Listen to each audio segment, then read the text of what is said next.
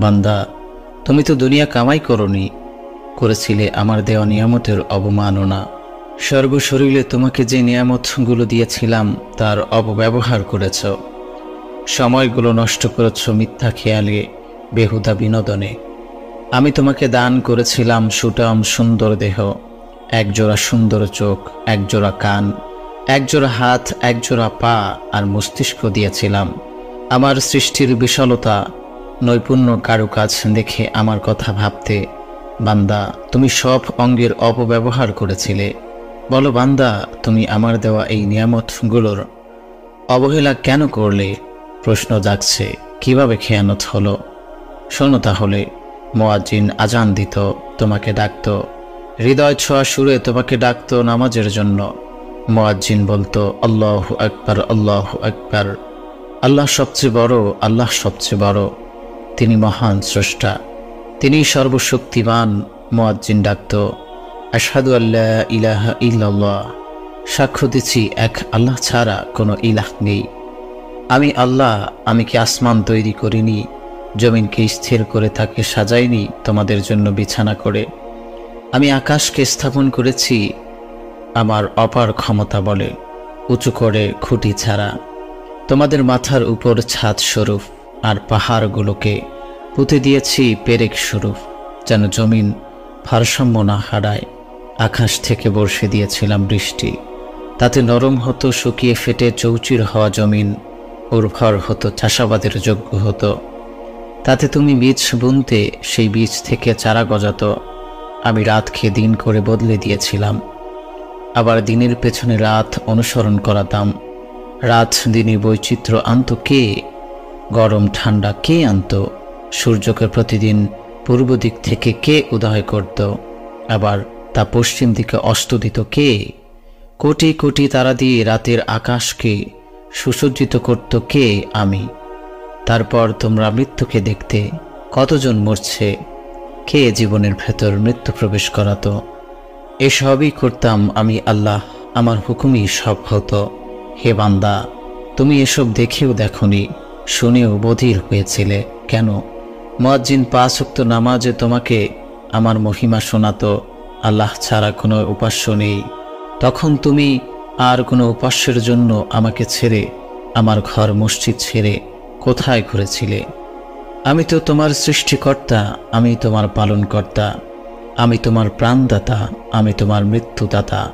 তারপরেও তুমি আমাকে ছেড়ে কোন উপাস্যকে খুশি করতে আমার মুয়াজ্জিনের ডাকে আমার ঘর মসজিদে আসনি? বান্দা, আমি তোমাকে দিয়েছিলাম অসংখ্য নিয়ামত, দিয়েছিলাম চলার শক্তি, কথা বলার শক্তি, চোখ দিয়েছিলাম দেখার জন্য, কান দিয়েছিলাম শোনার জন্য, দিয়েছিলাম ধরার জন্য হাত, স্পর্শ করার জন্য অনুভূতি, অনুভব, বিবেক, বুদ্ধি, জ্ঞান, যোগ্যতা, হাসি, আনন্দ, ভালোবাসা সবই তো আমার পক্ষ থেকেই ছিল। তাহলে তুমি কার প্ররোচনায় আমাকে ভুলেছিলে? কেন বান্দা, এসব অসংখ্য নিয়ামত ভোগ করেও আমার অবাধ্যতায় দুনিয়ার জীবন শেষ করে এলে? বান্দা, এ কি করে এলে? আমার অসংখ্য নিয়ামত ভোগ করেও তুমি ছিলে অবাধ্য। আমি যদি তোমাকে অন্ধ করে দিতাম, যদি তোমাকে বধির করে দিতাম, যদি তোমাকে খোড়া করে দিতাম, যদি তোমার জবান বন্ধ করে দিতাম, কারো সাধ্য ছিল না এসব তোমাকে পুনরায় ফিরিয়ে দিতে, কিন্তু আমি তা করিনি। তোমাকে সুযোগ দিয়েছিলাম, তারপরেও তুমি ফেরোনি অবাধ্যতা থেকে। আহ, আফসোস! আজ এখানে সূর্যের প্রচণ্ড তাপে সূর্যের দিকে মুখ ফিরিয়ে থাকো, জ্বলে পুড়ে গলে যাও। এই জগতে মৃত্যু নেই, মরে বাঁচবে, সে পথ বন্ধ। দেখো অবাধ্যতার ফল। হাসরের মাঠ থেকে শুরু এই শাস্তির, তারপর দিন যাবে, মাস যাবে, বছর যাবে, শতাব্দীর পর শতাব্দী, কোটির পর কোটি বছর, অনন্তহীন এ জীবনের শুরু আর শেষ নেই। জ্বলে পুড়ে যন্ত্রণায় দগ্ধ হয়ে, তৃষ্ণার্ত ক্ষুধার্ত হয়ে, তীব্র যাতনাবিদ্ধ হয়ে দাঁড়িয়ে অপেক্ষা করো অনন্তকাল। তারপর আল্লাহ তাআলা, বান্দা আমার মুয়াজ্জিন তোমাকে ডাকত, আশহাদু আন্না মুহাম্মাদুর রাসূলুল্লাহ, আমি সাক্ষ্য দিচ্ছি হযরতে মুহাম্মদ সাল্লাল্লাহু আলাইহি ওয়াসাল্লাম আল্লাহ তাআলার রাসূল। বলেনি এ কথা? তাহলে আমার হাবিবকে, আমার প্রিয় বন্ধুকে ছেড়ে তার আদর্শের দিকে না এসে, তাকে ভালো না বেসে কোন আদর্শের পেছনে দৌড়াচ্ছ? তার আদর্শ ছেড়ে কোন আদর্শকে প্রতিষ্ঠা করতে ব্যস্ত ছিলে? তুমি কি জানতে না তিনি তোমাকে মুক্তির জন্য কত কষ্ট সহ্য করেছিলেন? পাথরের আঘাতে রক্তাক্ত হয়েছিলেন। তুমি কি জানতে না তিনি তোমার চিরস্থায়ী কল্যাণের জন্য দিনের পর দিন অনাহারে ছিলেন? তুমি কি জানতে না তিনি তোমার পরকালীন মুক্তির জন্য রাতের পর রাত বিনিদ্রা রজনী কাটিয়েছিলেন? সে তো তোমার জন্য, তোমার পরকালের পথ সহজ সুন্দর করার জন্য সেজদায় পড়ে কেঁদেছেন রাতের পর রাত। আমার দরবারে সেজদায় পড়েছিলেন, সব তো তোমার জন্য। মুয়াজ্জিনের মুখে তার নাম শুনে তুমি একবারও ভাবনি তিনি তোমাদের কত কল্যাণকামী ছিলেন? যাকে সৃষ্টি না করলে কুল কায়নাত সৃষ্টি হতো না, তাকে না চিনে তুমি এসেছো আমার দরবারে। আজ দেখো আমার ব্যবহার। তারপর আমার মুয়াজ্জিন যখন ডাকতো, হাইয়া আলাস সালাহ, এসো নামাজের দিকে, সফলতার দিকে এসো, এই ডাক ছিল আমার পক্ষ থেকে মুয়াজ্জিন ডাকতো তোমাকে। তুমি তা শোনোনি। তোমার স্পর্ধায় হতবাক নবমণ্ডল, তোমার দুঃসাহস দেখে জমিনে ক্রোধান্বিত, তোমার অহংকার দেখে পাহাড়গুলো স্তব্ধ, তোমার বেয়াদবি দেখে কম্পিত সাগরের ঢেউ, তোমার দৃষ্টতা দেখে লজ্জিত আকাশের ফেরেশতা। বান্দা, তুমি কাকে এড়িয়ে গেলে? কাকে অবজ্ঞা করলে? এত বড় দুঃসাহস! তুমি আমাকে অবজ্ঞা করলে, আমাকে এড়িয়ে গেলে। আমি আল্লাহ, প্রবল পরাক্রান্ত, দুনিয়া ও আখিরাতের একচ্ছত্র অধিপতি। আমাকে এড়িয়ে তুমি কি দৃষ্টতাই না দেখালে? মুয়াজ্জিন বলেছিল, আসো সফলতার দিকে, কল্যাণের দিকে। আর তুমি মসজিদ ছেড়ে কোথায় সফলতা খুঁজতে গেলে? তুমি দুনিয়ার সব সফলতার পেছনে ঘুরে কি পেলে? সফলতা কি ছিল? তা কতদিনের জন্য পেয়েছিলে? কত মাসের জন্য, কত বছরের জন্য পেয়েছিলে? কয় শতাব্দী পৃথিবীতে ছিলে তুমি? আর আজ কতদিন থাকবে এখানে? অনন্তকাল। তুমি দুনিয়ার সফলতার পেছনে পড়ে চিরস্থায়ী জীবনের ব্যর্থতাকে কামাই করছ। সেদিন আমার ডাকে সাড়া দিলে পেতে চিরস্থায়ী সফলতা। দুনিয়ার দুদিনের সফলতার জন্য আমার হুকুমকে অবজ্ঞা করলে হারালে চিরস্থায়ী জীবনের সফলতা। হে মানুষ, হায় বান্দা, তুমি কত অবুঝ, কত বোকা, অপরিণামদর্শী, কত বেপরোয়া। অনন্ত জীবনের সুখ স্বাচ্ছন্দ্য না নিয়েছিলে দুদিনের দুনিয়ার সফলতা। সেই সফলতার স্বাদ নিতে না নিতেই আমার ফেরেশতা তোমাকে মৃত্যুর স্বাদ পাইয়ে দিয়েছে, তোমাকে টান দিয়েছে পারে এখন দাঁড়িয়ে আমার সামনে। বান্দা, তোমাকে বলেছিলাম আমার হুকুমের গোলাম হয়ে জীবন কাটাও, আমার গোলামের শিকলে বন্দী থাকো। আমার প্রিয় হাবিবের আদর্শে এবং তার তরিকায় তুমি নিজেকে চালাও। তুমি কি করলে? নিজেকে স্বাধীন ভেবে শয়তানের ধোকায় পড়লে। তুমি শিরিক করলে, নামাজ ত্যাগ করলে, রোজা অস্বীকার করলে, জাকাতের বিধান মানলে না, হজ পালন করলে না। তুমি পিতামাতার অবাধ্য ছিলে, স্বজনদের সাথে মন্দ আচরণ করলে, তাদের ত্যাগ করলে, ভাই বোনদের প্রাপ্য হক নিজের করে নিলে, তাদের বঞ্চিত করলে। বান্দা, তুমি আমার অবাধ্যতায় নিজেকে উজাড় করে দিলে। তুমি জিনা করলে, চুরি ছিনতাই, রাহাজানি, ডাকাতি, অপহরণ, ধর্ষণের মতো গুনাহে লিপ্ত ছিলে। সমাজে কায়েম করেছিলে ক্রাসের রাজত্ব। খুন করলে, সব গুনাহের তুমি ছিলে অগ্রগামী। আজ বিচার দিবস, হিসাবের দিন, সব হিসাব নেওয়া হবে অক্ষরে অক্ষরে। তুমি কোনো গুনাহই ছাড়নি। তুমি আমার শাস্তি থেকে একেবারে নির্ভাব হয়ে গিয়েছিলে। কত অহংকারী না ছিল তোমার। ঠিক আছে, আজ ধরা পড়েছ। দাঁড়াও জ্বলন্ত সূর্যের নিচে, উত্তপ্ত জমিন, সাতরাও ঘামের সমুদ্রে, চিৎকার করো, চেঁচাও। একটু পরই জানতে পারবে সেই অবাধ্যতা তোমাকে কোথায় নিয়ে গেছে। নিজেই দেখতে পাবে তোমার চিরস্থায়ী ঠিকানা। শুরু হবে হিসাব নিকাশ, দাঁড়াবে মহান রবের সামনে। মহান কাহ্হার, জব্বার, রহমান, রহিম আল্লাহ তাআলার সামনে একা জীবনের প্রতিটি কাজ সম্পর্কে জিজ্ঞাসা করা হবে অক্ষরে অক্ষরে। সেদিন মহা বিভীষিকাময় হাসরের দিন, মহান আল্লাহ তাআলার সামনে হাজির হবার দিন। চুলচেরা হিসাব নিকাশের দিন। কিছুই বাদ পড়বে না, সব প্রকাশ হবে। সেদিন গুনাহগারদের জন্য আফসোস ও অনুতাপের দিন, দুঃখ ও বেদনার দিন, যন্ত্রণা ও কষ্টের দিন, চিৎকার আর্তনাদ আহাজারি হতাশার দিন, সত্য মিথ্যা প্রকাশ হবার দিন। সেদিন প্রকাশ হবে নিজের পাপ পুণ্য, দেখতে পাবে নিজের চোখে নিজের পাপ পুণ্য, দেখে কালো হয়ে যাবে পাপীদের চেহারা। হিসাব করবে দুনিয়ার লাভ ক্ষতির, প্রতাপশালী রাজা বাদশাহ মোরল মাতাব্বর নত হয়ে দাঁড়াবে, তাদের অহংকার চূর্ণ বিচূর্ণ হবে। তাদের আজ চরম ব্যর্থতার দিন, তাদের আজ বড় দুর্দিন। তারা আজ বড় অসহায়, ক্ষুধার্ত তৃষ্ণার্ত। আযাবের ফেরেশতাদের ধমকে ভয়ে জড়সড় হয়ে কঠিন শাস্তির সম্মুখীন তারা। তারপর আল্লাহ তাআলা তাদেরকে বলবেন, হায় মানুষ, কি করলে দুনিয়ায় তুমি? হায় মানুষ, কি করলে তুমি দুনিয়ার জীবনে?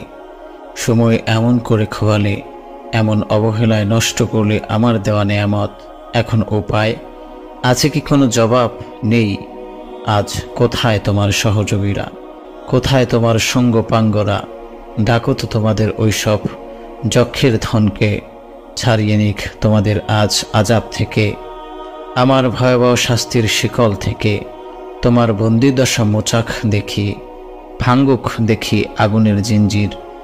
ফেরেশতাদের লৌহ কঠিন ঘেরাও ভেঙে বেরিয়ে যাও তুমি, দেখি পারো কিনা। যাও দেখি, বেরিয়ে যাও। যদি পারো পালাও, পালাবার পথ নেই। আজ মানুষ আর জিন পালাবে কোথায়? চারিদিকে ঘিরে আছি আমি, আমার ফেরেশতারা ঘিরে আছে তোমাদের ডানে বায়ে সামনে পেছনে। আজ তোমরা কঠিন বাঁধনে পড়েছ বাধা, এবার পালাও তো পারবে না। আমি তো পবিত্র কোরআনে কারিমে ঘোষণা করেছিলাম, হে জিন ও মানব জাতি, পৃথিবী আর আকাশ মণ্ডলীর সীমা ছাড়িয়ে পালাও যদি পারো। কিন্তু তোমরা পারো না আমার রাজত্ব ছেড়ে বের হতে, কখনোই আমার ছাড়পত্র ছাড়া বের হতে পারবে না। আরেক জায়গায় আল্লাহ সুবহানাহু ওয়া তাআলা বলেন, হে জিন আর মানুষ, খুব শীঘ্রই আমার সময় হবে। অর্থাৎ তোমার বিচার হিসাব নিকাশের জন্য অবসর হব। সেটা হবে চূড়ান্ত ফয়সালার দিন, হাসরের দিন। সেদিন আল্লাহ রাব্বুল আলামিন সব জিন আর মানুষের ভালো মন্দের কাজের হিসাব যাচাই বাছাই করে জান্নাত অথবা জাহান্নামের ফয়সালা দিবেন। সবাই পাবে প্রতিটা কাজের বিনিময়। সেদিন হাসরের আসর থেকে পালাবার কোনো পথ পাবে না। মৃত্যুর কবল থেকে কিংবা কিয়ামতের হিসাব নিকাশ থেকে বাঁচার কোনো পথ নেই। আজ বান্দা, তোমার পালানোর পথ নেই। আমি মহামহিম, প্রবল পরাক্রমশালী আল্লাহ তোমার সব পথ রুদ্ধ করে দিয়েছি। চেষ্টা করো তো দেখি বের হতে আমার দৃষ্টি ছেড়ে। পালাবে কোথায়? সর্বত্রই আমার রাজত্ব, আমার নিয়ন্ত্রণ, আমার কর্তৃত্ব, আমার সীমানা, সব কিছুই আমার দৃষ্টির মধ্যে। চিনতে পারছো আমাকে আজ? দুনিয়াতে তুমি বড় বড় সর্দার, মাতাব্বর, প্রভাবশালী ক্ষমতাধরদের নিয়ে বুক ফুরিয়ে হাঁটতে, যা ইচ্ছা তাই করতে। আজ করো দেখি। তুমি কত অবজ্ঞা করছো আমার হুকুমগুলো, অবহেলা করে ছুঁড়ে ফেলেছো আমার বিধানকে। দিনের আহকামগুলোকে নিয়ে হাসি ঠাট্টা বিদ্রুপ করতে। যারা পালন করত দিনের আহকামগুলো, তাদেরকে তুচ্ছ তাচ্ছিল্য করতে। দুনিয়ার ছোট ছোট জিনিসগুলো তোমাকে কত আকর্ষণ করত। তুমি তা পাবার জন্য কি মেহনতটাই না করতে। প্রাণপন্ত্র চেষ্টা ছিল সেগুলোর জন্য। এর কাছে যেতে, ওর কাছে যেতে, আমার কাছে আসতে না। ক্ষমতাধরদের দরবারে ধর্ণা দিতে, তাদের কাছে মাথা নত করতে। কই বান্দা, আমার কাছে তো মাথা নত করতে না। তুমি আমার কাছে মাথা নত করো। সেজন্য আমি অপেক্ষায় থাকতাম। আমার আকাঙ্ক্ষা ছিল তুমি আমার হবে, আমার কাছে মাথা ঠুকবে, আমার নাম জপবে, আমার কাছে চাইবে, আমার কাছেই আকুতি করবে, আমার কাছে কাঁদবে অনুনয় বিনুনয় করে। আমি চেয়েছিলাম বান্দা তুমি আমার হবে, একমাত্র আমার হবে, আমাকে আপন করে নিবে। বান্দা, আজ তো চোখের সামনে দেখতে পাচ্ছি সবই। আমার রুদ্র রোষের সামনে দাঁড়িয়ে আছো। আজ আমার নাম কাহার, মায়া মমতা কিছুই পাওয়ার যোগ্য নও। আজ তৈরি হও হিসাবের জন্য, জবাব দেওয়ার জন্য। প্রতিটি কাজের, প্রতিটি সময়ের, প্রতিটি ক্ষণের বাঁচতে পারবে না। তোমার দুনিয়ার ক্ষমতার রাজা বাদশাহ কেউই দুনিয়ায় 60-70 বছর, 100 বছরের জীবনে একবারও আমার কথা মনে পড়েনি, একবারও আমার রাসূলের কথা মনে পড়েনি। 60-70-100 বছর যাদের নিয়ে মেতেছিলে তাদের সাথেই তোমার স্থান হবে আজ। অপেক্ষা করো নির্মম শাস্তির, দাঁড়িয়ে থাকো ফয়সালার অপেক্ষায়। এই হলো হাসরের দিন। হে প্রিয় ভাই ও বোন আমার, আজ আমরা পরকালের ব্যাপারে একদম উদাসীন। দুনিয়ার বুকে যা ইচ্ছা তাই করে বেড়াই। দুদিনের পৃথিবীকে মনে করছি সব, আমরা বুঝতে পারছি না অল্প সময়ের দুনিয়ার জীবনের জন্য পরকালের চিরস্থায়ী জীবনের মূল্যবান নেয়ামত হারাচ্ছি আমরা। আসলে তো দুনিয়ার 80-90 বছরের জিন্দেগি পরকালের জীবনের তুলনায় চোখের একটি পলক মাত্র, তাছাড়া কিছুই নয়। আল্লাহ সুবহানাহু ওয়া তাআলা পবিত্র কোরআনে কারীমের ভিতরে বলেন, যেদিন মহাপ্রলয় ঘটবে সেদিন অপরাধীরা কসম করে বলবে, আমরা এক পলকের বেশি থাকিনি। এরকমই তারা সত্য থেকে মুখ ফিরিয়ে রাখত। সূরা রোম আয়াত নম্বর 55। মানুষ বিপদে পড়লে সময় অনেক দীর্ঘ মনে হয়। কিয়ামত ও একটি বিপদ, মহাবিপদ। আজ চারদিকে মহা মুসিবত নেমে এসেছে। কিয়ামত এসেছে আচমকা। 1000 বছর ধরে দাঁড়িয়ে থাকতে হবে হাসরের মাঠে। দিশেহারা পাপী তাপী সবাই ভাবছে, দুনিয়ার দিনগুলো কি জলদিই না শেষ হয়ে গেল। হাসরের মাঠে পাপীদের সময় যেন শেষ হচ্ছে না। চিরকাল থাকতে হবে সেখানে, হয় মুক্তি না হয় শাস্তি। তাই এই আয়োজন, তাই মহাবিচারের আয়োজন। চিন্তা করুন, কত বড় ভয়ের দিন। ভীত সন্তুষ্ট মানুষ, দিশেহারা পেরেশান, দ্বিধা আর আশঙ্কায় আতঙ্কিত মানুষ অসহায় হয়ে অপেক্ষা করছে কি হয় ফয়সালা, কি সিদ্ধান্ত নেন আল্লাহ তাআলা। রহমতের না নালতের, অত্যন্ত আনন্দের জান্নাত, না হয় সীমাহীন অত্যন্ত অনল অপেক্ষা করছে তার জন্য। দ্বিধা আর সংখ্যায় ধুলছে সবাই। ভয়ে কাঁপছে অন্তর, কাঁপছে রাজা, কাঁপছে প্রজা, কাঁপছে গরিব, কাঁপছে ধনী, জ্ঞানী, সবাই কাঁপছে। দিশেহারা আজ দুনিয়ার মাতাব্বর, সর্দার, ক্ষমতার মালিক, এমপি, মন্ত্রী, প্রধানমন্ত্রী, সবাই পরাশক্তিগুলোর সর্বত্র ক্ষমতার অধিকারী। সবাই বিপদ চিন্তা বিষণ্ণ, সবাই বিপন্ন, ভীত সন্তুষ্ট, প্রত্যেকেই অসহায়। সেদিন সব শয়তান, বড় বড় অবাধ্য, অত্যাচারী আর সীমালঙ্ঘনকারী আল্লাহ তাআলার সামনে ভয়ে কাতর হয়ে দাঁড়াবে, মাথা নত করে দাঁড়াবে। প্রিয় ভাই ও বোন আমার, এখনো কি তুমি সতর্ক হবে না? এখনো সময় ক্ষেপণ করছো। হায় মানুষ, হায় অবুঝ মন, কবে আসবে তোমার হুঁশ? ভাবো তো সেই দিনের কথা। সবাই হাজির হাসরের ময়দানে। সমতল জমি, কোথাও নেই গাছপালা, বন জঙ্গল, পাহাড় পর্বত। কোথায় লুকাবে তুমি? সেদিন পালাবে কোথায়? হে মানুষ, হে দরিদ্র, হে অধম, হে অবুঝ, হে পথহারা, স্মরণ করো সেদিনকে। কি হবে তোমার? কোথায় হবে তোমার স্থান? জান্নাত নাকি জাহান্নামে? হযরতে জাবের ইবনে আব্দুল্লাহ রাদিয়াল্লাহু তাআলা আনহু বর্ণনা করেন, রাসূলুল্লাহ সাল্লাল্লাহু আলাইহি ওয়াসাল্লাম বলেছেন, যেদিন কিয়ামত কায়েম হবে সেদিন আল্লাহ তাআলা মৃতদের কবর থেকে উঠাবেন। তিনি রেদওয়ান ফেরেশতাকে বলবেন, রোজাদারদেরকে কবর থেকে উঠানো হয়েছে, তাদের খিদা পেয়েছে, ওরা পিপাসার্ত। তুমি ওদের জন্য খাবার পানির ব্যবস্থা করো আর আনন্দ বিনোদনের আয়োজন করো। তারপর রেদওয়ান ফেরেশতা উঁচু আওয়াজে ডাকবে, হে গিলমানেরা, তোমরা আলোর ঝাড় নিয়ে আসো। তখন দলে দলে জান্নাতি বালকেরা এসে জড়ো হবে। তাদের হাতে আলোর ঝাড়, আর আলোয় আলোকিত হবে হাসরের মাঠ। এরা সংখ্যায় অগণিত।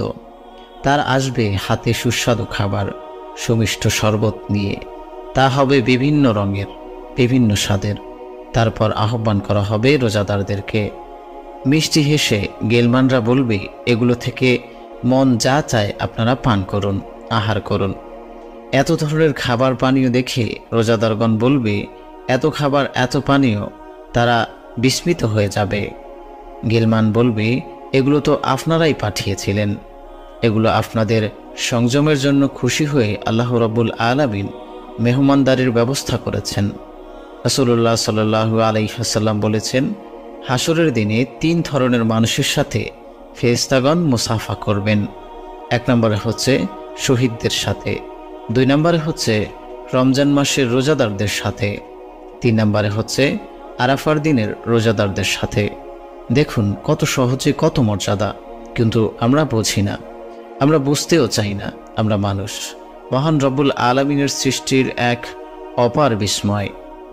বিদ্যা বুদ্ধিতে, সূর্যে বীর্যে, সৌন্দর্যে, শক্তিতে, সব কিছুতেই 18,000 মাখলুক থেকে আলাদা, শ্রেষ্ঠ, সবার চেয়ে এগিয়ে মহান রব্বুল আলামিন দয়া করে, মায়া করে, সুন্দর করে আমাদের সৃষ্টি করেছেন, দিয়েছেন কত সুন্দর রূপ, সৌন্দর্য দিয়েছেন, দিয়েছেন প্রাণ। তাই মানুষ মরবে। এই নশ্বর পৃথিবীতে যে একবার এসেছে তাকে মৃত্যুর স্বাদ গ্রহণ করতেই হবে। পৃথিবীতে কোনো প্রাণী চিরস্থায়ী নয়। মৃত্যুর পর সে এসে দাঁড়াবে পরকালীন জীবনে। এই স্টেশন একদিন সবাইকেই দাঁড়াতে হবে। জীবনের একটা সীমা বেঁধে দেওয়া হয়েছে। মহান রব্বুল আলামিন মানুষের ক্ষণস্থায়ী আবাস করেছেন এই দুনিয়াকে। এই দুনিয়া ক্ষণস্থায়ী। দুনিয়া সৃষ্টির রহস্য তার ধ্বংসের মধ্যে রয়েছে। যেমন মানুষ মৃত্যুর মাধ্যমে তার জীবনের ইতি টানে, তেমনি দুনিয়ার মৃত্যু হলো কিয়ামতের মাধ্যমে। মানুষের জীবন ক্ষণস্থায়ী, মৃত্যুর পর পাবে মহাজীবন। মৃত্যু আসবে, কিয়ামত আসবে, এটাই মানুষের পরিণতি। কিয়ামত হবে, এটাই মানুষের পরিণতি। মহাপ্রলয় ঘটবে নিশ্চয়ই, মৃত্যু আসবেই নিশ্চয়ই, ঘটবে সব কিছু, বাস্তবায়ন হবে সব প্রতিশ্রুতি আল্লাহর, কোনো হেরফের হবে না এক চুল পরিমাণও। আল্লাহ সুবহানাহু ওয়া তাআলা কোরআনে কারিমের ভিতরে বলেন, যখন মহাপ্রলয়ের ঘটনা ঘটবে, আর সেই মহা ঘটনা ঘটবেই। সূরা ওয়াকিয়া আয়াত নম্বর 1-2। এই আয়াত এটাই বলছে কিয়ামত হবেই হবে, এটা সুনিশ্চিত সত্য। সেদিন মানুষের ভালো মন্দের বিচার করে চিরস্থায়ী সুখ অথবা দুঃখের ফয়সালা দেওয়া হবে। তাই এই দিনকে কোরআনে কারিমে ফয়সালার দিন বলা হয়েছে। কোথাও ফয়সালার দিন বলে ভয় দেখানো হয়েছে, কোথাও হিসাবের দিন বলে নেক আমলের প্রতি উৎসাহিত করা হয়েছে। প্রিয় ভাই ও বোন আমার, মানুষ আল্লাহ তাআলার এক অপরূপ সৃষ্টি। সে 18,000 মাখলুকাতের মধ্যে সবচাইতে আলাদা বৈশিষ্ট্যমণ্ডিত। এই মানুষকে মহান রব্বুল আলামিন দান করেছেন বিদ্যা, বুদ্ধি, শক্তি ও সৌন্দর্য। মর্যাদায় রেখেছেন সবার উপরে, দিয়েছেন শ্রেষ্ঠত্ব। মানুষকে আল্লাহ তাআলা পরম দয়ায়, পরম আদরে সুন্দর করে সৃষ্টি করেছেন। তাকে দিয়েছেন প্রাণ, কাজে সে মরবে। যে জন্মেছে সে মরবে। এই জগতে যে একবার এসেছে তাকে মৃত্যুর স্বাদ আস্বাদন করতেই হবে। মৃত্যুর মাধ্যমেই থেমে যাবে জীবনের সব হিসাব। তারপর শুরু হবে কবরের জীবন। এখান থেকেই শুরু হবে পরকালীন জীবন। সে জীবন সবার অবধারিত, এই এক অটল বাস্তবতা। এটাই মৃত্যুর মাধ্যমে শুরু হবে, সময় নির্ধারিত, হেরফের হবে না এক মুহূর্ত। ঠিক তেমনি মহান রব্বুল আলামিন মানুষের বসবাসের জন্য দুনিয়াকে নির্ধারণ করেছেন। এটাকে করেছেন পরকালের ক্ষেতস্বরূপ। এখানে মানুষের কর্মকাণ্ড পরীক্ষার মতো। দুনিয়ার জীবনই একটা পরীক্ষা। আমরা সবাই পরীক্ষার্থী। এই দুনিয়া নশ্বর।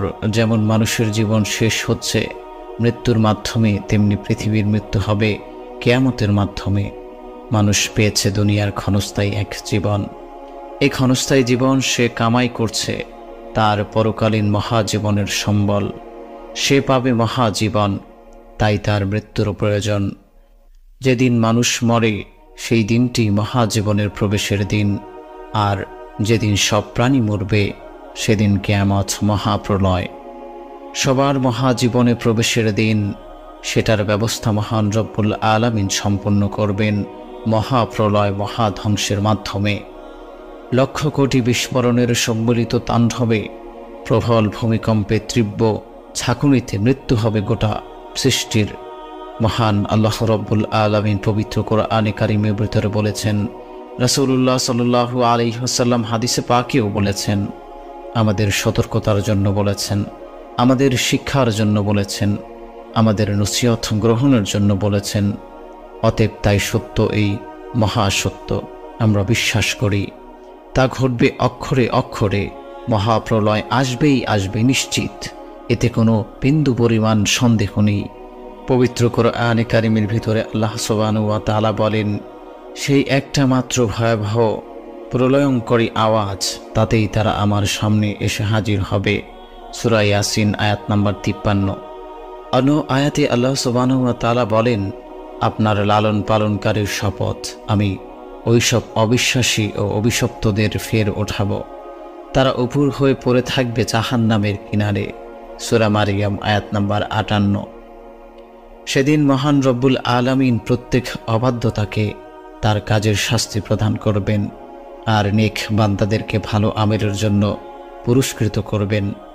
হাসরের মাঠ কায়েমের উদ্দেশ্য হল নেককারীদের দুঃখ কষ্ট শেষ করে জান্নাতে পৌঁছে দেওয়া, আর পাপীদের আশা ভরসা বাহাদুরি দাপট দম্ভ অন্যায় জুলুম অবাধ্যতা পরাক্রম প্রতাপ ক্ষমতা সব কিছু শেষ করে তাদের আসল ঠিকানা জাহান্নামে নিক্ষেপ করা। কোরআনে কারিমে আল্লাহ সুবহানাহু ওয়া তাআলা আরও বলেন, তিনি মরণ ও জীবন সৃষ্টি করেছেন যেন তোমাদেরকে যাচাই করতে পারেন তোমাদের মধ্যে কে সবচাইতে উত্তম। মহান রব্বুল আলামিন মানুষের জীবনের এই অস্তিত্ব দিয়েছেন যাতে আমরা বুঝতে পারি মৃত্যু কি, আর মৃত্যু দিয়েছেন পরকালীন জীবনে পৌঁছার জন্য, আর পরকালের জীবন সুন্দর ও আরাম আয়েশে থাকার জন্য দুনিয়ার জীবনে কিছু বিধিনিষেধ আরোপ করেছেন, কিছু নিয়ম কানুন নীতিরীতি মেনে চলতে বলেছেন। তা না মানলে আমাদের বিরাট বিপদ, চরম বিপর্যয় অপেক্ষা করছে পরকালে। পড়ে যাব জাহান্নামের ভয়ানক গর্ভে, বিভীষিকাময় ভয়ানক কষ্টের স্থান সেটি। প্রিয় ভাই ও বোন আমার, সেই বিভীষিকা ভয়ঙ্কর কষ্টের জায়গায় আমরা যদি আটকে যাই তাহলে আমরা ক্ষতিগ্রস্ত হব। তাই আমরা সেই ভয়ানক গর্ভ থেকে বাঁচার চেষ্টা করব। ভয় করুন সেই দিনকে, যেদিন মহান রব্বুল আলামিনের সামনে দাঁড়াতে হবে। মানুষ সেদিন দেখবে তার প্রত্যেকটা মুহূর্তের কর্মকাণ্ড লেখা আছে। দুনিয়ার শুরু থেকে শেষ পর্যন্ত যত মানুষ পৃথিবীতে এসেছে সবাই আলাদা আলাদাভাবে এক একজন করে আল্লাহ তাআলার সামনে দাঁড়াতে হবে। কেউ লুকাতে পারবে না কোথায় পালাবে, কিভাবে পালাবে।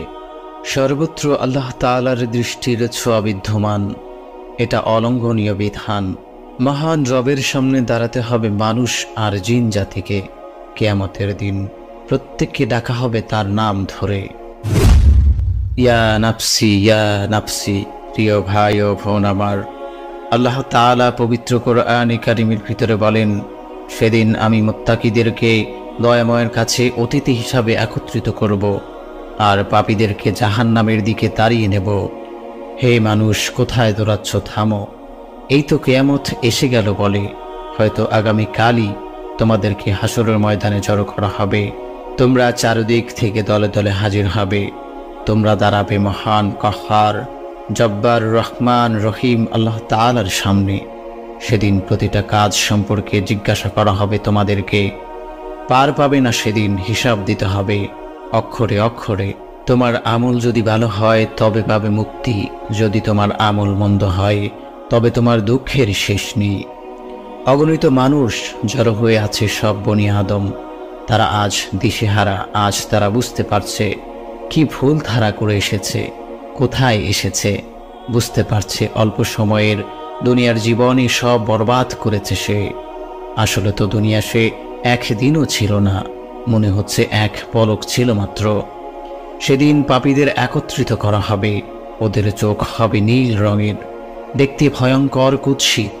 তারা নিজেদের মধ্যে আলোচনা করবে, বলবে, আমরা দুনিয়াতে কদিন ছিলাম? উত্তরে নিজেরাই বলবে, মনে হয় 10 দিন।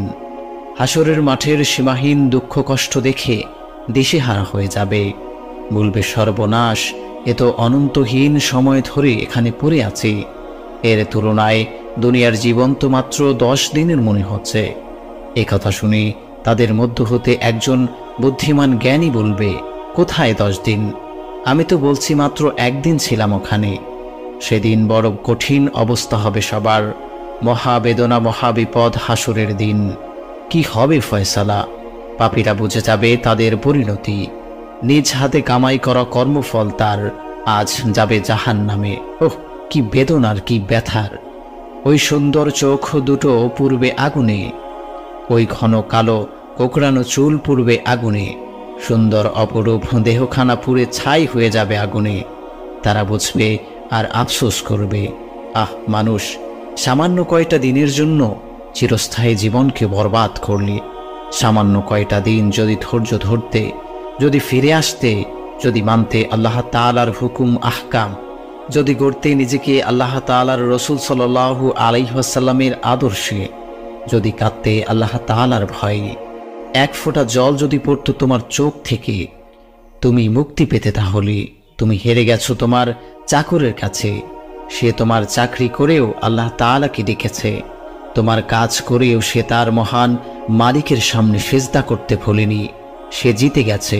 ওই দেখো, সে চলে যায় জান্নাতে। তুমি হেরে গেছো। এখন বুঝি আবার পৃথিবীতে ফিরে যেতে চাইছো? সেই ক্ষণিকের দুনিয়ায় কদিন ছিলে সেখানে? কদিন বলো? এখানকার হিসেবে একদিনও না, তার চেয়েও কম।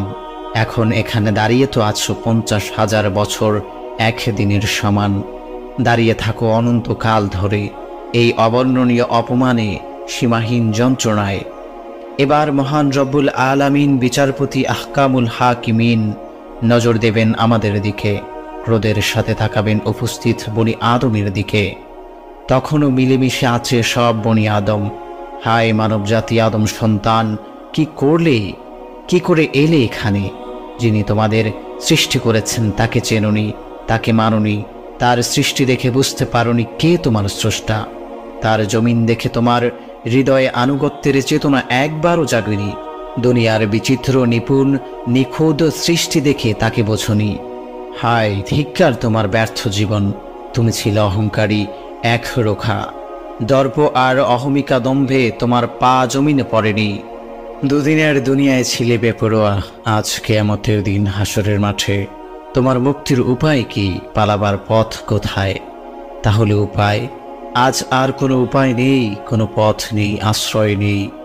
হে অবাধ্য, তোমার চিরস্থায়ী ঠিকানা তুমি নিয়েছ। কামাই করছো নিজ হাতে। হাসরের মাঠে অপেক্ষা করছে মানুষ, কখন হিসাব হবে। 50,000 বছর দাঁড়িয়ে থাকা মানুষগুলো, তাদের আর সহ্য হচ্ছে না। সূর্যের এত কাছে দাঁড়িয়ে তারা পুড়ছে। এই সীমাহীন কষ্ট, তারা বলে, হাহ, যদি আল্লাহ তাআলার রহম করে আমাদেরকে এই যন্ত্রণা থেকে মুক্তি দিতেন। হযরতে আবু সাঈদ খুদরি রাদিয়াল্লাহু তাআলা আনহু বলেন, রাসূলুল্লাহ সাল্লাল্লাহু আলাইহি ওয়াসাল্লামকে হাসরের ব্যাপারে জিজ্ঞেস করা হয়েছিল। জবাবে রাসূলুল্লাহ সাল্লাল্লাহু আলাইহি ওয়াসাল্লাম বলেন, ওই দিনটি হবে 50,000 বছরের সমান। তারপর রাসূলুল্লাহ সাল্লাল্লাহু আলাইহি ওয়াসাল্লাম বললেন, যার হাতে আমার প্রাণ, সেই সত্তার শপথ, সেই দিন ঈমানদারদের জন্য সহজ হবে। এমনকি সে যে দুনিয়াতে ফরজ নামাজ আদায় করত, তার চেয়েও কম সময় মনে হবে একজন মুমিনের কাছে। হাসরের মাঠের বিভীষিকা গোটা মানব জাতিকে ভীত সন্তুষ্ট করে তুলবে। দিশেহারা মানুষ এই ভয়াবহ থেকে বাঁচার জন্য ছুটবে হযরতে আদম আলাইহিস সালামের কাছে। বলবে, হে আমাদের পিতা, আপনি আমাদের জন্য সুপারিশ করুন, যাতে আমরা এই বিভীষিকাময় অবস্থা থেকে নাজাত পাই। হযরতে আদম আলাইহিস সালাম বলবেন, আমি সুপারিশ করতে পারবো না, কারণ আমিও তো একটা ভুল করেছিলাম, সেজন্য আমি লজ্জিত। তোমরা যাও, নূহ আলাইহিস সালামের কাছে যাও। তারা সবাই যাবে হযরত নূহ আলাইহিস সালামের কাছে। হযরতে নূহ আলাইহিস সালাম বলবেন, আমি সুপারিশ করতে পারবো না, তোমরা হযরতে ইব্রাহিম আলাইহিস সালামের কাছে যাও। তারা যাবে হযরতে ইব্রাহিম আলাইহিস সালামের কাছে। তারা বলবে, সুপারিশ করুন হে ইব্রাহিম খলিলুল্লাহ। ইব্রাহিম আলাইহিস সালাম বলবেন, আমি পারবো না, তোমরা মূসা আলাইহিস সালামের কাছে যাও। হযরতে মূসা আলাইহিস সালামের কাছে যাবে, বলবে, সুপারিশ করুন হে মূসা কালিমুল্লাহ। মূসা আলাইহিস সালাম বলবেন, আমি পারবো না, তোমরা ঈসা আলাইহিস সালামের কাছে যাও। তারা ঈসা আলাইহিস সালামের কাছে যাবে, বলবে, সুপারিশ করুন হে ঈসা রুহুল্লাহ। হযরতে ঈসা আলাইহিস সালাম বলবেন, আমি পারবো না সুপারিশ করতে। তবে আজকের এই মহাবিপদের দিন একমাত্র ভরসা শেষ নবী হযরতে মুহাম্মদ সাল্লাল্লাহু আলাইহি ওয়াসাল্লাম। তোমরা তার কাছে যাও। এবার গোটা মানব জাতি ছুটবে মুহাম্মদ সাল্লাল্লাহু আলাইহি ওয়াসাল্লামের কাছে। রাসূলুল্লাহ সাল্লাল্লাহু আলাইহি ওয়াসাল্লাম রাহমাতুল লিল আলামিন সিজদায় লুটিয়ে পড়ে যাবেন, বলবেন, রব্বি হাবলি উম্মতি, আমার উম্মতকে মাফ করে দাও হে আল্লাহ রব্বুল আলামিন। প্রিয় ভাই ও বোন আমার, শুরু হবে বিচার সেই দিন, হাসরের দিন। গোটা সৃষ্টি জড়ো হয়েছে হাসরের মাঠে, সবাই পিপাসায় ছটপট করছে। সূর্য তাপে ঘেমে নিয়ে একাকার হয়ে সব দিশেহারা সবাই। সুবিশাল চত্বর দেখে চিহ্নহীন। সৃষ্টির প্রথম দিন থেকে কিয়ামত পর্যন্ত যত মানুষ দুনিয়াতে এসেছে তাদের সবাইকে হাজির করা হয়েছে সেখানে বিচারের জন্য, মহান রব্বুল আলামিনের সামনে। সেখানে তিল ধারণের ঠাঁই নেই, পালাবার পথও নেই, প্রচণ্ড ভিড়। পরস্পর পরস্পরের সাথে ঠাসাঠাসি করে দাঁড়িয়ে আছে। হিসাব দেওয়ার সময় হয়ে গেছে, বড়ই বিভীষিকাময় সময়। রুদ্ধশ্বাস মুহূর্ত, কি হবে, কি জবাব দেব, কিভাবে দেখাবো মুখ। হায়, অপরাধের তো শেষ নেই। একটা দুটো পাপ নয়, সব ধরনের পাপ আমরা করেছি। দিনের বেলায় কত পাপ করেছি, রাতের বেলায় গোপনে প্রকাশ্যে। আজ সব পাপের খাতা খোলা হবে। চিন্তিত প্রতিটি মানুষ, প্রতিটি পশমের গোড়া থেকে ঘাম গড়িয়ে পড়ছে হাসরের মাঠে। হযরতে আব্দুল্লাহ বিন ওমর রাদিয়াল্লাহু তাআলা আনহু বলেন, রাসূলুল্লাহ সাল্লাল্লাহু আলাইহি ওয়াসাল্লাম বলেছেন, মানুষ আল্লাহ রব্বুল আলামিনের সামনে যখন হিসাবের জন্য দাঁড়াবে, সেদিন অনেককেই নিজের ঘামে হাঁটু পর্যন্ত, কেউ কোমর পর্যন্ত, কেউ কান পর্যন্ত ডুবে থাকবে। সেদিন অনেককেই সীমাহীন কষ্টে অসহ্য হয়ে বলবে, ওগো পরওয়ারদিগার, আমাদের না হয় জাহান্নামেই ফেলে দিন। এই কষ্ট, এই যন্ত্রণা, এই অপেক্ষা আর সইতে পারছি না। অথচ তখন হিসাব শুরুই হয়নি, এখনো জান্নাত জাহান্নামের ফয়সালাই হয়নি, শুরু হয়নি আসল শাস্তি। চলছে প্রস্তুতি পর্ব, হাজির করা হয়েছে সকলকে। প্রথমে বিচার শুরু হবে পশুদের। তাদেরকে আল্লাহ তাআলা ডেকে বলবেন, তোমরা তোমাদের মাঝে যে অপরের প্রতি জুলুম করেছ তার প্রতিশোধ নাও। হযরতে আব্দুল্লাহ বিন ওমর রাদিয়াল্লাহু তাআলা আনহু বলেন, কিয়ামতের দিন সমস্ত পৃথিবী এক সমান সমতল হয়ে যাবে। তাতে মানুষ, জিন, পশু পাখি সবাই একত্রে জড়ো হবে। পশুদের মাঝে কেউ দুনিয়াতে অপরের প্রতি জুলুম করে থাকলে তার প্রতিশোধ নেওয়া হবে। কোনো শিংওয়ালা পশু কিংবা শিং ছাড়া পশুকে আঘাত করলে তারও প্রতিশোধ নেওয়া হবে। যখন এসব শেষ হবে তখন সমস্ত পশু জগৎকে বলা হবে, মাটি হয়ে যাও। তখন সব মাটি হয়ে যাবে। অবিশ্বাসীরা এই দৃশ্য দেখে বলবে, হায় আফসোস, আমরা যদি মাটি হয়ে যেতাম তবে তো জাহান্নামের ভয়াবহ শাস্তি আমাদের স্পর্শ করতে পারত না। কিন্তু এই আফসোসের কোনো মূল্য সেদিন থাকবে না। নিজ হাতেই কামাই করা গুনাহের শাস্তি অবধারিত। মিথ্যুক মানুষ, বিবেকহীন এক রোপা, বেপরোয়া দাম্ভিক, লাজ লজ্জাহীন মানুষগুলো সেদিন দাঁড়িয়ে থাকবে হাসরের মাঠে। এক একজনের অবস্থা এক এক রকম, দিশেহারা, ভীত, সন্তুষ্ট, লজ্জিত, অপমানিত, লাঞ্ছিত, ভয়ে, আশঙ্কায় তারা পিপাসার্ত। কিন্তু কোথায় পাবে পানি? চারদিকে মানব সমুদ্র। চলছে ইয়া নাফসির বাজার, বায়ে জাহান্নাম, ফুলসেরাত পাপীদের গিলে খাওয়ার জন্য। পেছনে মিজানের পাল্লা তৈরি। কি হয়, কি হবে, ভাগ্যে কি আছে? এক ফোঁটা পানির জন্য ছটফট করছে মানুষ। ঠিক সেই সময় ডাক পড়ে ইমানদারদের, এসো ইমানদারগণ, পানি পান করো, পিপাসা মেটাও। ডাকছে রহমাতুল্লিল আলামিন, উম্মতের দরদি রাসূলুল্লাহ সাল্লাল্লাহু আলাইহি ওয়াসাল্লাম। ইমানদারদের আহ্বান করছেন তিনি। চরম পিপাসার্ত মানুষগুলো সেই আওয়াজের দিকে তাকিয়ে দেখবেন রাসূলুল্লাহ সাল্লাল্লাহু আলাইহি ওয়াসাল্লাম দাঁড়িয়ে আছেন হাউজে কাউসারের পারে। এটি হাউজে কাউসার, মহান আল্লাহ রব্বুল আলামিন দান করেছেন তার প্রিয় হাবিবকে। বন্ধুর জন্য উপহার। সমস্ত ইমানদার উম্মতের পিপাসায় মিটবে সেই পানিতে। সমস্ত ইমানদার উম্মতের পিপাসা মিটবে সেই হাউজে কাউসারের পানিতে। হে প্রিয় ভাই ও বোন আমার, পবিত্র কোরআনে কারিমের ভিতরে আল্লাহ সুবহানাহু ওয়া তাআলা ইরশাদ করেন, তারা বলবে, হায় আমাদের দুর্ভোগ, কে আমাদেরকে নিদ্রাস্থল থেকে উত্থিত করল? ফেরেশতাগণ বলবে, এই সেই দিন, আল্লাহ তাআলা তো এরই ওয়াদা করেছিলেন এবং রাসূলগণ সত্য বলেছিলেন। সূরা ইয়াসিন আয়াত নাম্বার 52। আল্লাহ তাআলা বলবেন, হও, শুরু হবে মহাপ্রলয়। কবর ফুঁড়ে বের হতে থাকবে মানুষ। পুনরুত্থান, কিয়ামত সংগঠিত হবে, হাসর কায়েম হবে। চিরপরিচিত সেই পৃথিবী নেই, নেই মাটির জমিন, হাওয়া নেই, পানি নেই, নেই নীল রঙের সুন্দর আকাশ, চাঁদের আলো ভরা কোমল মায়াময় রাত, নেই মেঘে ঢাকা কালো রাত্রি, নেই তারায় তারায় সজ্জিত ঝলমলে আকাশ। সূর্য তার পরিচিত রূপে নেই, অন্য রূপে বহুগুণ বেশি তেজ নিয়ে মাথার আধ হাত উপরে সূর্য। পর্বতমালা নেই, সাগরের উর্মিমালা কোথায়? নেই প্রশান্ত আটলান্টিক মহাসাগর, কোথায় মরু সাহারা? কিছুই নেই, সবই সমতল। যেদিকে চোখ যায় শুধু সমতল ভূমি। নেই হিমালয়, নেই সিনাই উপত্যকা, কোথাও নেই কোনো পাহাড়ের বা টিলার ছিটে ফোটাও। এই এক অচেনা পৃথিবী, অচেনা জগৎ, অন্যরকম বিস্ময়ে চাকানো এক জায়গা। নেই শব্দ, রং, রূপ, গন্ধ, স্বাদ, আবহাওয়া, সব অচেনা, বিস্ময়কর। হজরতে আব্দুল্লাহ বিন ওমর রাদিয়াল্লাহু তাআলা আনহু বলেন, রাসূলুল্লাহ সাল্লাল্লাহু আলাইহি ওয়াসাল্লাম বলেছেন, হাসরের দিন জমিন চৌচির হবে, সবার আগে আমাকে বের করা হবে, তারপর আবু বকর ও ওমর রাদিয়াল্লাহু তাআলা আনহু বের হবেন, তারপর আমরা যাব জান্নাতুল বাকিতে। ওখানে কবরগুলো খুলে বের হয়ে আসবে সবাই, ওরা আমাকে পাবে। আমি অপেক্ষা করব মক্কাবাসীদের জন্য, তারাও এসে পড়বে। আমি মক্কা ও মদিনার মধ্যস্থলে এসে পৌঁছাবো। সব ইমানদার আর বেঈমান কবর থেকে বের হয়ে আসবে সিংগায় দ্বিতীয়বার ফুর দেওয়ার সাথে সাথে। যাদের পুড়িয়ে ছাই করা হয়েছে, সমুদ্রে ডুবে মারা গেছে, হিংস্র পশু খেয়ে ফেলেছে, তাদের আত্মাগুলোকে নতুন শরীর দেওয়া হবে। হাজির হবে সবাই এই হাসরের ময়দানে। হাসরের দিন বড়ই কঠিন দিন। আল্লাহ সুবহানাহু ওয়া তাআলা বলেন, যেদিন চৌচির হয়ে ফেটে যাবে জমিন আর প্রতিপালক নেমে আসবে ফেরেশতাদের সাথে। সূরা ফজর। অন্য এক সূরাতে আল্লাহ সুবহানাহু ওয়া তাআলা বলেন, যেদিন তুমি কবর থেকে বেরিয়ে আসবে দ্রুত গতিতে। সূরা মাআরিজ আয়াত নাম্বার 43। যখন সিংহায় ফুঁক দেওয়া হবে আর দলে দলে মানুষ তার প্রভুর দিকে ফিরে আসবে। সূরা ইয়াসিন আয়াত নাম্বার 51।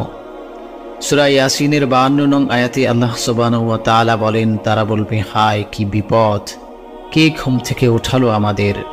জবাব আসবে, দয়ালু আল্লাহ তাআলাই তো এরই ওয়াদা করেছিলেন আর সতর্ককারীরা সাবধান করেছিলেন ঠিকই। অতঃপর আল্লাহ তাআলা বলেন, হে মানুষ, ভয় করো তোমার প্রতিপালককে। নিশ্চয়ই সেদিন বড় ভয়ঙ্কর, যেদিন প্রবল ভূমিকম্প হবে। সূরা হজ আয়াত নাম্বার 1। সূরা হজের আয়াত নাম্বার 2 এ আল্লাহ সুবহানাহু ওয়া তাআলা বলেন, সেদিন তোমরা অবশ্যই দেখতে পাবে যে দুধ পানকারী মা ভুলে গেছে তার বাচ্চাকে, আর প্রত্যেক গর্ভবতী গর্ভপাত করবে। মানুষকে তুমি দেখবে মাতাল হয়ে আছে, আসলে তারা মাতাল নয়, বরং আল্লাহ তাআলার শাস্তি বড়ই কঠিন। এই আয়াত নাজিল হয়েছিল যাত্রাপথে। রাসূলুল্লাহ সাল্লাল্লাহু আলাইহি ওয়াসাল্লাম এই আয়াত উচ্চস্বরে তেলাওয়াত করে শোনান। সফরের সাথী সাহাবায়ে কেরাম আজমাইনগণ সেই আওয়াজ শুনে এক স্থানে জড়ো হলেন। রাসূলুল্লাহ সাল্লাল্লাহু আলাইহি ওয়াসাল্লাম সবার উদ্দেশ্য করে বললেন, তোমরা কি জানো কবে হবে সেই ভূমিকম্প? সাহাবাইগণ আরজ করলেন, আল্লাহ ও তার রাসূলই ভালো জানেন। রাসূলুল্লাহ সাল্লাল্লাহু আলাইহি ওয়াসাল্লাম বললেন, এটা ওই দিন হবে যেদিন আদম আলাইহিস সালামকে আল্লাহ পাক বলবেন, যারা জাহান্নামে যাবে তাদেরকে উঠাও। আদম আলাইহিস সালাম জিজ্ঞেস করবেন, কারা জাহান্নামে যাবে?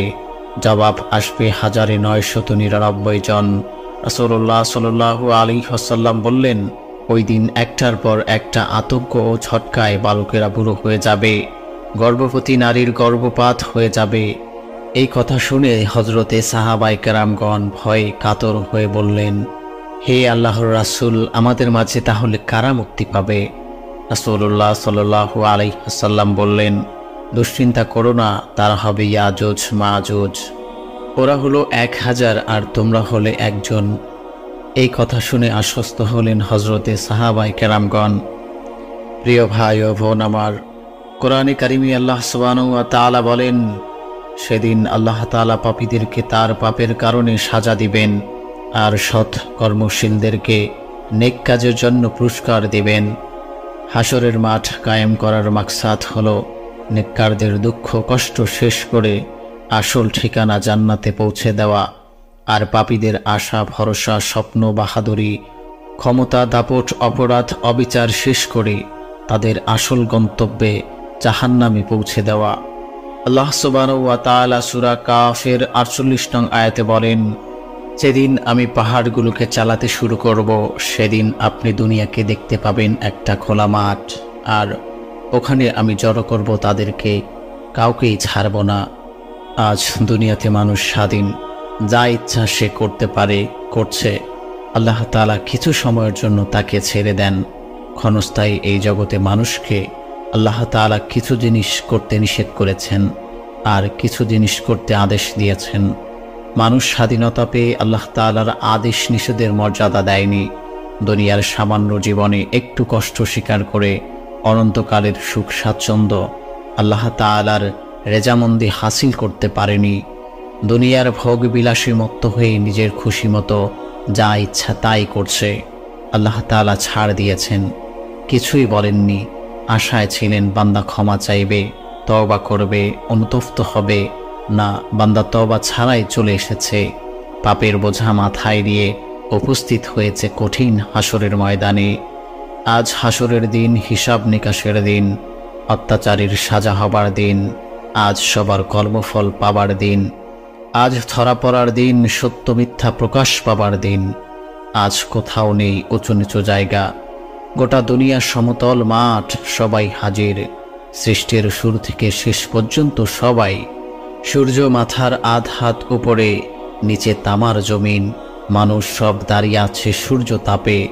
প্রচণ্ড দাবদাহ, ঘামে নিয়ে গেছে সবাই। এভাবেই কেটে যাবে 50,000 বছর। আল্লাহ সুবহানাহু ওয়া তাআলা সূরা ইব্রাহিমের 48-49 নং আয়াতে বলেন, যেদিন বদলে ফেলা হবে এই দুনিয়াকে অন্য দুনিয়ায়, বদলে যাবে আকাশগুলো, আর মানুষেরা উপস্থিত হবে প্রবল পরাক্রমশালী মহান আল্লাহ তাআলার সামনে। এই আয়াতে আল্লাহ তাআলা কিয়ামতের ভয়াবহ দিনের কথা তুলে ধরেছেন। রাসূলুল্লাহ সাল্লাল্লাহু আলাইহি ওয়াসাল্লামকে আল্লাহ তাআলা বলেছেন, আপনার উম্মতদেরকে ওই দিন সম্পর্কে ভয় দেখান, যেদিন অপরাধীরা, নাফরমানরা অসহায় হয়ে বলবে, হে আমাদের প্রতিপালক, আমাদের আরও কিছুদিন সময় দিন। কয়টা দিনের জন্য দুনিয়াতে পাঠিয়ে দিন, যাতে আমরা নেক কাজ করতে পারি, আপনার পাঠানো পথ প্রদর্শনে অনুসরণ করতে পারি এবং কঠিন শাস্তি থেকে নাজাত পেতে পারি। আল্লাহ তাআলা জবাব দিবেন, এখন একথা বলছো? তোমাদের চাল চলনে তো একথাই মনে হতো যে তোমরা তোমাদের ধন সম্পদ আর ক্ষমতার দাপট নিয়ে আনন্দে ফুর্তিতে চিরকাল দুনিয়াতেই থাকবে। তোমরা তো পুনরুজ্জীবন অস্বীকার করেছিলে, বলতে মরার পর কিসের জীবন, মৃত্যুর পর পচে গলে মাটি হয়ে যাব, প্রাণ আসবে কোত্থেকে? তোমরা নবী রাসূলদের অস্বীকার করেছিলে, কোরআন ও হাদিস নিয়ে ঠাট্টা করেছিলে, আমার নবী ও রাসূলগণকে রক্তাক্ত করেছ, কষ্ট দিয়েছ। কি করনি? চুপ হয়ে যাও সব অবিশ্বাসীরা। মুসলিম শরীফে হজরতে সাওবান রাদিয়াল্লাহু তাআলা আনহু থেকে বর্ণিত, একদিন রাসূলুল্লাহ সাল্লাল্লাহু আলাইহি ওয়াসাল্লামের নিকট এক ইহুদি এসে জিজ্ঞেস করল, যেদিন পৃথিবী বদলে ফেলা হবে সেদিন মানুষ কোথায় থাকবে? রাসূলুল্লাহ সাল্লাল্লাহু আলাইহি ওয়াসাল্লাম বললেন, ফুলসিরাতের কাছে থাকবে, সেখানে ঘাড় আধারের ঢাকা থাকবে। আসল রহস্য আল্লাহ রাব্বুল আলামিন জানেন, তিনি সর্বজ্ঞ, তিনি জানেন যাবতীয় রহস্য, তিনি আলিমুল গায়ব। নাজার ইবনে হারিস নামক এক কাফের ছিলেন। সে একদিন প্রবল অক্রোশে হিংসায় বলল, হে আল্লাহ, যদি এই কোরআনই সত্যি হয় তাহলে আমার উপর আসমান থেকে পাথরের বৃষ্টি বর্ষণ করো, নয়তো অন্য কোনো কঠিন আযাবে পাঠিয়ে দাও। আল্লাহ তাআলা এই নরদম কাফেরকে বদর যুদ্ধে মুসলমানদের হাতে যন্ত্রণাদায়ক মৃত্যু দিয়েছিলেন। এই কাফেরদের দম্ভ ভরা কথার জবাবে আল্লাহ সুবহানাহু ওয়া তাআলা আয়াত নাজিল করেন। আল্লাহ তাআলা বলেন, সে যে আযাব আল্লাহ তাআলার কাছে দাবি করেছিল তা আল্লাহ তাআলা বলেছেন, এভাবেই এই আযাব অবিশ্বাসীদের জন্য, ইহকালেও পরকালেও তা অবধারিত। আসলেই সে শাস্তি তা রুখে দেওয়ার সাধ্য কারণেই, কারণ এটা আসবে সুমহান সর্বশক্তিমান প্রবল পরাক্রমশালী আল্লাহ তাআলার পক্ষ থেকে। আল্লাহ তাআলার মর্যাদা সুউচ্চ, ধরাতীত, অকল্পনীয়। মহান আল্লাহ তাআলা অনেক উঁচু মর্যাদার, তা হচ্ছে 7 আসমান 7 জমিন ব্যাপী। তো যিনি এত প্রচণ্ড ক্ষমতার মালিক, এমন পরাক্রমশালীর পক্ষ থেকে আগত শাস্তি রোধ করবে কে? কার আছে এমন সাধ্য? সেদিন হলো মহাশাস্তির দিন, যেদিন হবে 50,000 বছরের সমান। হজরতে আবু সাঈদ খুদরী রাদিয়াল্লাহু তাআলা আনহু বলেন, সাহাবায়ে কেরামগণ রাসূল সাল্লাল্লাহু আলাইহি ওয়াসাল্লামকে প্রশ্ন করলেন, সেই দিনটি কত বড় হবে হে আল্লাহর রাসূল? রাসূলুল্লাহ সাল্লাল্লাহু আলাইহি ওয়াসাল্লাম বললেন, যার হাতে আমার প্রাণ আছে তার কসম করে বলছি, সেই দিনটি মুমিন বা ঈমানদারদের জন্য একটা ফরজ নামাজের সবচেয়ে কম সময় হবে। কেউ কেউ বললেন, ফজরের 2 রাকাত সুন্নত পড়তে যতটুকু সময় লাগে ততটুকু হবে। 50,000-এর মতো দীর্ঘ মনে হবে অবিশ্বাসীদের কাছে, কারণ এখান থেকেই তাদের শাস্তি শুরু হবে। মৃত্যু উৎ পেতে আছে সব জায়গায়, মাঠে ঘাটে পথে প্রান্তরে, যানবাহনে ঘরে বড় বড় অট্টালিকায়, মজবুত কেল্লায়, সবখানে। কেউ জানে না তার জীবনের সমাপ্তি কোনখানে কোন অবস্থায় হবে। কোনো একজন রাষ্ট্রনায়ক আধা ঘন্টা পূর্বেও জানতে পারেনি কি ভয়াবহ মৃত্যু তার জন্য অপেক্ষা করছে। গোছল সেরেছে, নাস্তা করে নিজেকে সাজিয়েছে সফরের জন্য। স্ত্রী সন্তানরাও হাসি মুখে বিদায় দিয়েছিলেন। চলাফেরা আচরণে কোথাও পরিলক্ষিত হয়নি মৃত্যুর নিশানা। বিমানে উঠেছেন, রানওয়ে ছেড়েছে বিমান, পাখা মেলেছে আকাশে। সময় যাচ্ছে, মেঘের রাজ্য পাড়ি দিয়ে বিমান চলছে আপন গন্তব্যে। রাষ্ট্রনায়ক বসে বসে প্ল্যানগুলো আবার সাজাচ্ছেন মনে মনে। আচমকা একটি আওয়াজ হলো, কান ফাটানো সেই আওয়াজ। কিছু বোঝার পূর্বেই ভেঙে টুকরো টুকরো হয়ে গেল ইস্পাতের খোল। জমিনে পড়তে লাগলো মানুষের ছিন্ন ভিন্ন দেহ। এই তো মৃত্যু। কি দিয়ে এড়াবে এই অমোঘ বিধানকে? হঠাৎ একদিন আসবেন তোমার মৃত্যুর পরোয়ানা নিয়ে। সেদিন কোনো কিছুতেই আটকাতে পারবে না তাকে। ফেরার আর কোনো পথ নেই। দুনিয়ার দুয়ার তোমার জন্য বন্ধ হয়ে গেছে, পরকালের দুয়ার খুলে গেছে। তোমার চোখ দুটি ভয়ে বিস্ফোরিত, বড় বড় হয়ে উঠেছে। গলা শুকিয়ে গেছে, চামড়ার ভেতরের মাংস, মজ্জা, শিরা, উপশিরাগুলোতে লক্ষ লক্ষ ধারালো ছুরির আঘাত যেন কেউ করছে। আহ, সে কি যন্ত্রণা! কই, কেউ তো তোমাকে সাহায্য করতে পারছে না। তোমার স্বজন, কত আত্মীয়, শীতাকাঙ্ক্ষী, কেউই তো তোমাকে সেই সীমাহীন যন্ত্রণা থেকে উদ্ধার করতে পারছে না। যিনি তোমার এই যন্ত্রণা লাঘব করতে পারতেন, সেই মহান রবকে ভুলেছিলে তুমি। কিসে তোমাকে এত উদাসীন করে রেখেছিল? কার ভালোবাসায় ভুলেছিলে দয়াময় প্রভুকে? যাদের জন্য ভুলেছিলে মহান প্রভুকে, তারা আজ কোথায়? তোমার এই সীমাহীন যন্ত্রণা তারা একটুও তো কমিয়ে দিতে পারছে না। দেখো তারা কোথায়। তারা আজ উদ্ধার করুক তোমায়। যন্ত্রণা কমিয়ে দিক তোমার ধন সম্পদ, স্ত্রী পুত্র, বন্ধু বান্ধব, ক্ষমতাধর নেতা। কোথায় আজ তাদের ক্ষমতা? ফুল ভেঙেছে তোমার। আহ, কদিন আগে যদি ভাঙতো তোমার এই ফুল, তুমি তো ছিলে দুনিয়ায়, আলো বাতাসে ঘুরে বেরিয়েছিলে অবলীলায়। কত মৃতদের জানাজা পড়েছ, কত মৃতকে কাঁধে করে কবরস্থ করেছ। আর আজ মৃত্যুর দূত এসেছে, ছটফট করছো, ঘামছো তুমি, পিপাসায় তুমি কাতর। 7 সমুদ্রের পানিতেও তোমার পিপাসা মিটবে না। প্রাণ এসে হাজির হয়েছে গলায়, আটকে আছে কাটার মতো, দম নিতে পারছো না। ধোঁকায় ছিলে তুমি। তুমি ভেবেছিলে দুনিয়া চিরদিন তোমার সাথে থাকবে।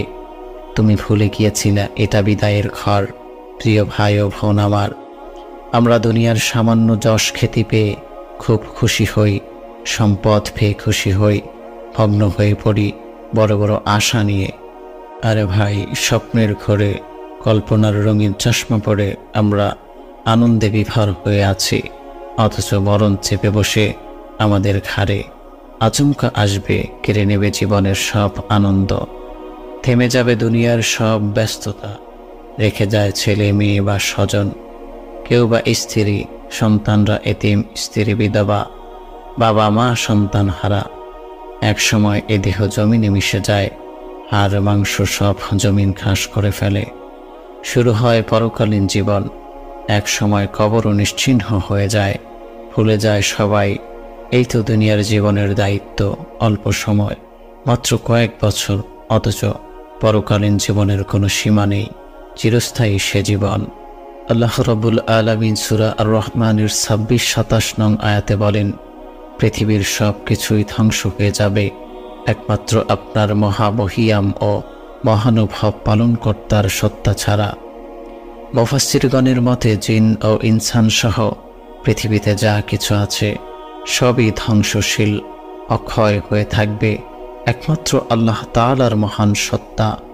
প্রিয় ভাই ও বোন আমার, কোথায় যাচ্ছ ব্যস্ত অস্থির হয়ে? আমি তোমাকে বলছি, কোথায় চলছ, কোন গন্তব্যে? আমি দেখছি তুমি হাঁটছ ভুল পথে, পা বাড়িয়েছ ভুল ঠিকানায়। আলো ঝলমলে পোশাক পরে তুমি হাঁটছ আধারের পথ ধরে। এ যে মরীচিকার ধুধু মরু, এই পথের শেষেই আছে হলাহলে ভরা আগুনের হ্রদ। তোমার ফেরার সময় কি হয়নি এখনো? অনন্ত রোদনে ভরা ব্যথার নীল, দংশনে ভরা তোমার বুকের শূন্য মাঠ। ব্যর্থ নিরাশায় বারবার তীর ছুড়ছ, শান্তির ঠিকানা খুঁজে পাচ্ছ না। এবার তোমার ফেরার পালা। সন্দেহের জমাট জগদগ্ধ আধার কেটে বিশ্বাসের আনন্দ আলোয় তুমি ফিরে আসো। আসো মহান রবের, মহান বন্ধুর দেখানো সিরাতে মুস্তাকিমের পথে। আসো, নিজেকে সঁপে দাও। অনেক তো জ্বলেছ, অনলেও জ্বলে এবার সাঁতার কাটো মহান প্রভুর ভালোবাসার সাগরে। ফিরে আসো মূল ঠিকানায়। আসো, তৈরি হই যাবার জন্য।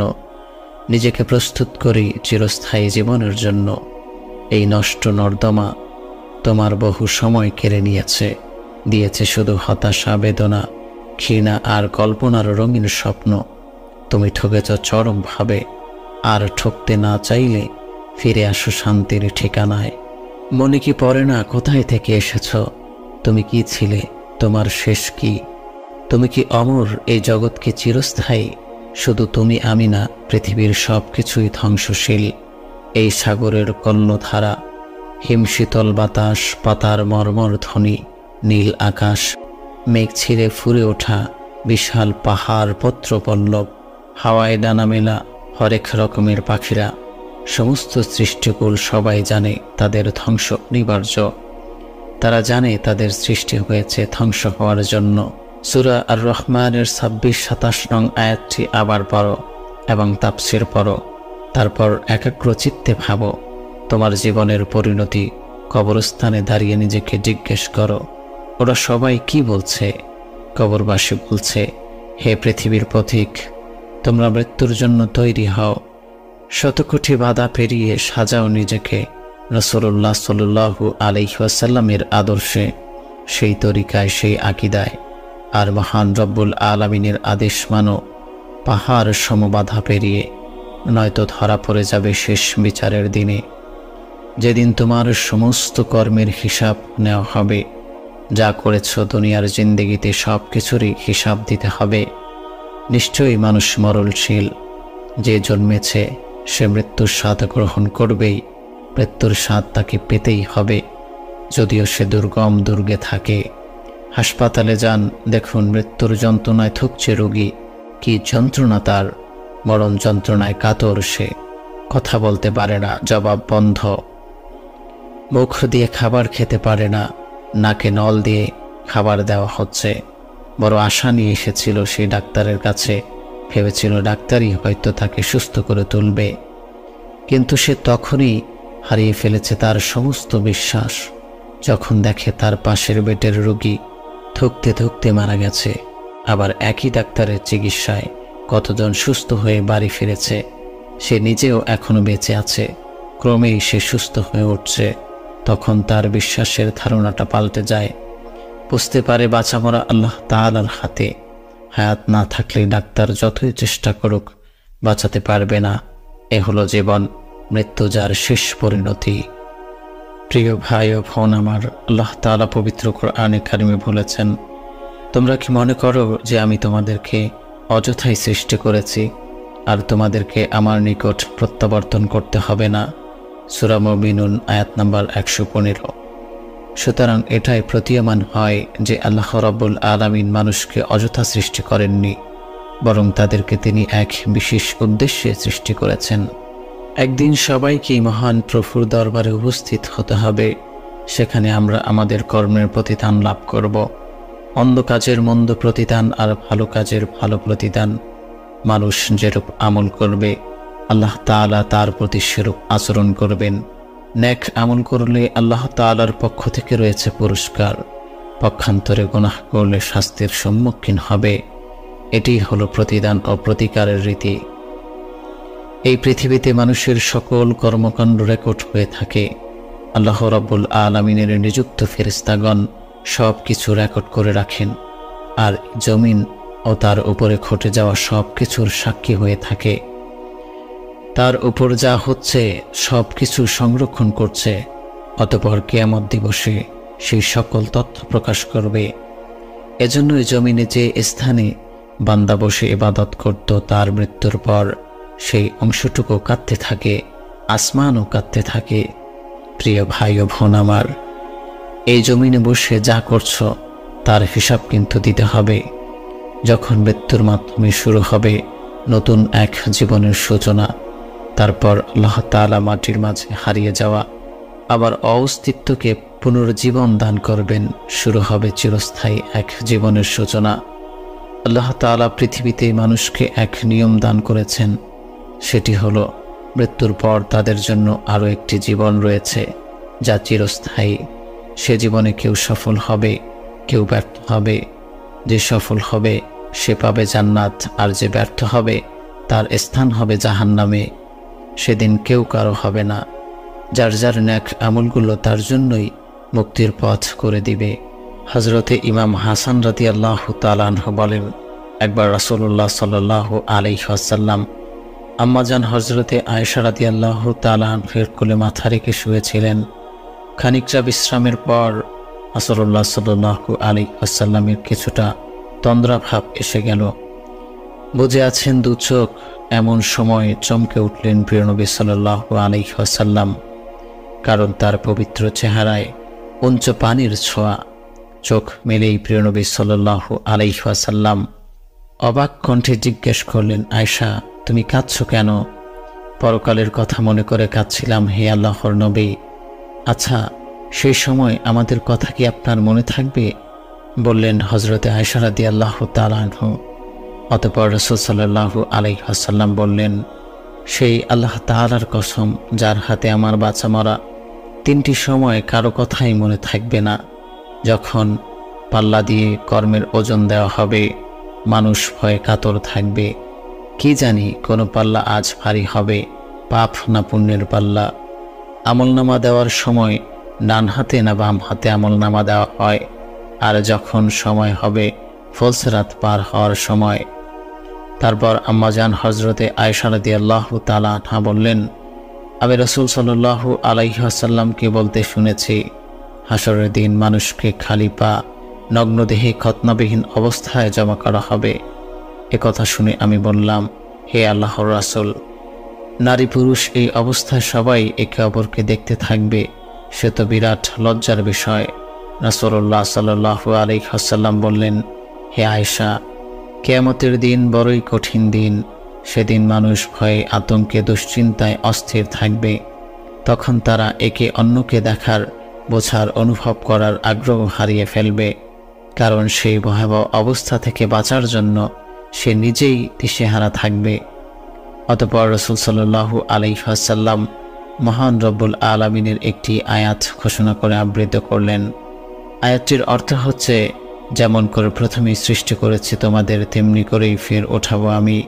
সূরা আম্বিয়া আয়াত নম্বর 104।